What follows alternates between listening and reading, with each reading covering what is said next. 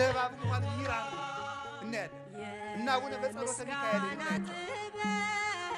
እነዚህ የወንጌል ምልክቶች የምናስባቸው መልካም ነገራቸውን እያየን በቤተክርስቲያን ውስጥ ታቦት የሚመለክባት ኦርቶዶክስ ቤተሰብ የለችም። የሚመለከው ክርስቶስ በታቦቱ ላይ የሚጻፈው ስሙ የኢየሱስ ክርስቶስ ከመለስሙ ለጊዜነ ኢየሱስ ክርስቶስ ይስክር ሁሉ ዘውስተ ሰማይ ወዘውስተ ምድር ወዘበታይቲሃ ለምድር የሚለው ፊልጵስዩስ ምዕራፍ 2 ቁጥር 8 ላይ ያለ ለኢየሱስ ክርስቶስ ከሰማይ በላይ ከምድር በታች በምድርም ያለው ጉልበት ሊሰጥ ይገባል። ስለዚህ በብሉይ ኪዳን እግዚአብሔር ታቦትን ለምንድን ነው የሰጠው ስትሉ የሰማይ ስርዓትን ለማሳተፍ የሰማይ ስርዓትን ለማሳተፍ እግዚአብሔር ለሕዝቡ ቅርብ መሆኑን ለማሳየት ታቦት ሰጠ። መስጠት ቅርብ ወዳጅነት ነው። መስጠት ቅርብ ወዳጅነት ነው። መቀበልም ወዳጅነት ነው። ከምትቀበሉት ሰው ስጦታ አትቀበሉ።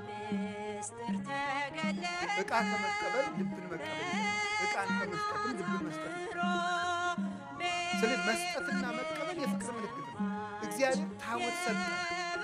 ቅርብነቱን አባትነቱን እግዚአብሔር ከኛ የራቀ አይደለም እንዲሉ 400 ዓመት በመከራ የኖሩ እስራኤላውያን እግዚአብሔር ሩቅ አይደለም ከኛ ጋር ነው እንዲሉ ታቦቱ ላይ ብርሃን እያሳረፈ ደመና እየከበበ ያሳያቸዋል።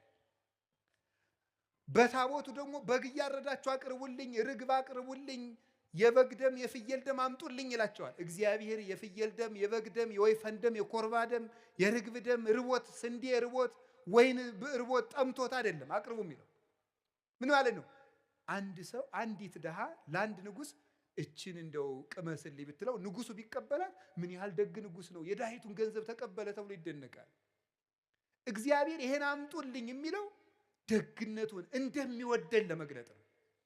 እንደሚወደን የምትወዱትን ሰው ስጦታ ትቀበላላችሁ። እግዚአብሔር እንደሚወደን ለማመልከት በታቦቱ ስጦታ ይቀበል ነበር።